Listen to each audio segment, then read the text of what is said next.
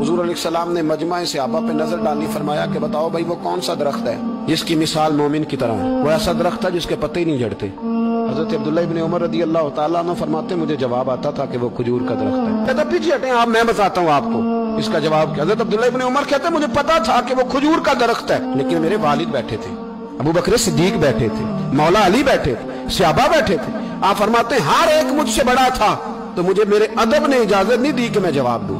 अल्लाह करे मेरी इस बात आपकी समझ में आए। सवाल का जवाब मुझे आता था, लेकिन अदब का तकाजा था कि मैं बड़ों की मौजूदगी में जवाब न दूं। हुजूर ने दोबारा पूछा, सहाबा खामोश रहे, तो फरमाया मैं बताऊं?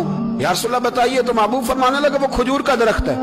नबी करीम ने हज़रत अब्दुल्लाह इब्न उमर की तरफ मोड़ के देखा, फरमाया मेरे गुलामों वो दरख्त है खजूर का। अब्दुल्ला को जवाब आता था, इसे पता था कि वो खजूर का दरख्त है, लेकिन तुम्हारे अदब की वजह से ये खामोश रहा। मेरे रसूल करीम अलैहिस्सलाम के गुलाम जिनके इल्म पर मेरे नबी को इतना एतमाद है कि हुजूर ने फरमाया मैं इल्म का शहर हूँ और अली उसका दरवाजा है।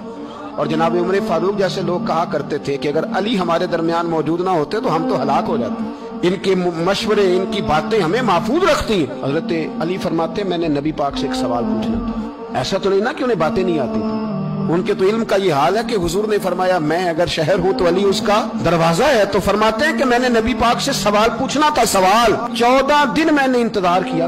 हर रोज मैं मस्जिद में जाता, घंटों बैठता, पर 14 दिन इंतजार किया। क्यों? फरमाते मेरे दिल में ख्याल आता था कि कोई और आए, वो वाला मसला पूछ ले तो मेरे वाली बात भी हल हो जाए, मुझे हुजूर से पूछना ना पड़े, कोई और पूछ ले ताकि मुझे ना पूछना पड़े। फरमाते हैं 14वें दिन एक बद्दू आया, उसने आके नबी करीम अलैहिस्सलाम से सवाल वो पूछा जो मेरे दिल में था।